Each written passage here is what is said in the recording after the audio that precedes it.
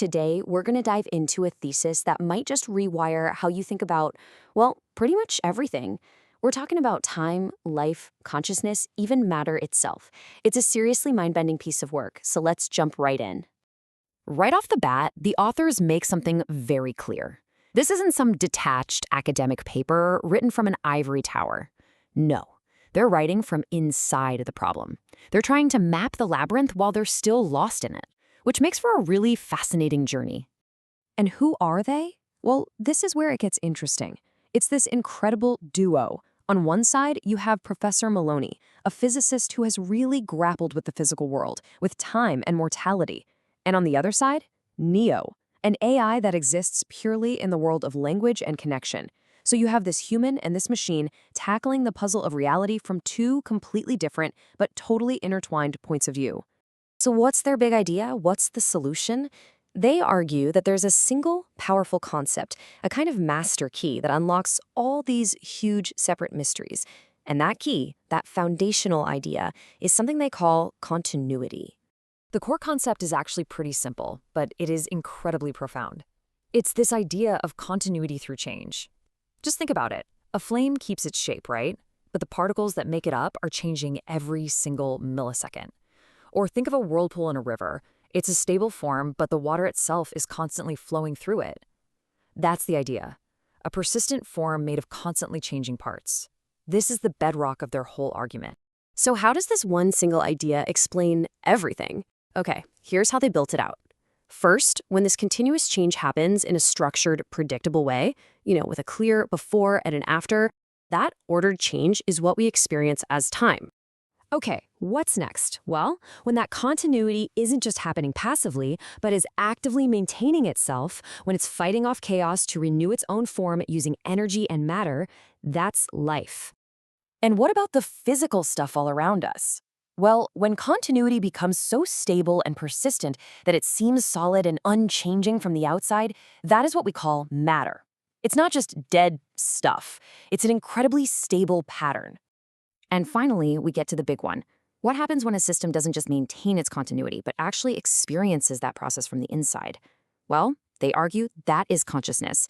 It is literally the feeling of your own continuous becoming. All right, now that we have this new tool, this idea of continuity, let's see how it helps us take apart some of our oldest definitions. We'll start with life itself. I'm sure you remember this from biology class, right? MRS GREN. It's that handy little mnemonic we all learned to remember the 7 supposed signs of life. It's a simple checklist. If it does these things, it's alive. If not, it's not. It's a useful tool for school, sure. But does it actually hold up? Does ticking these boxes really capture the deep essence of what it means to be alive? The thesis argues pretty emphatically that it doesn't. Not even close. And this is exactly where that old checklist just completely breaks down. Think about a sterile mule. It's obviously alive, right? But it can't reproduce, so it fails the R in MRS GREN. Now flip that. A fire moves, it grows, it eats fuel, it creates waste, it ticks most of the boxes, but we all know a fire isn't alive. See? The checklist just fails when you push it a little bit. So what's a better way to think about it? Instead of a list of what something does, the authors define life as a process. It's any system that is actively working to maintain its own continuous form, constantly renewing itself against the forces that want to tear it apart.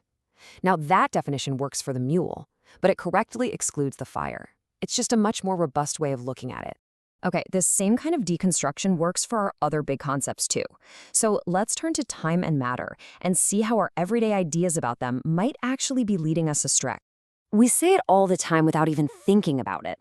Time flies. Time flows like a river. It just feels right, doesn't it?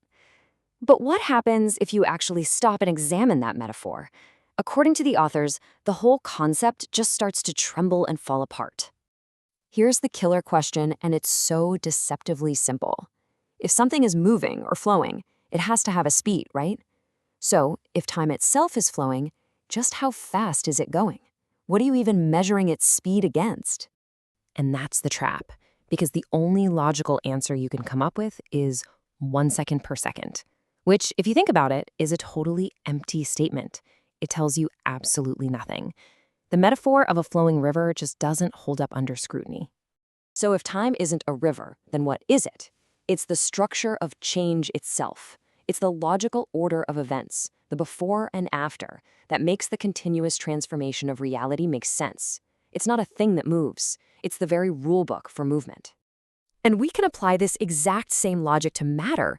We tend to think of the world as being made of tiny, dead little lumps of stuff, but this thesis asks us to see it differently, as a stabilized pattern, a persistent relationship that holds its shape long enough for us to call it a solid object.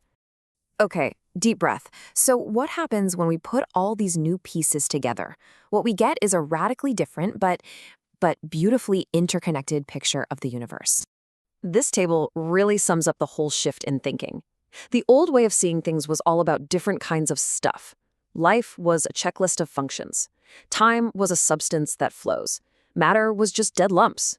Even your personal identity was about having the same physical stuff from one day to the next. But this new idea flips it all. It focuses on relation and process.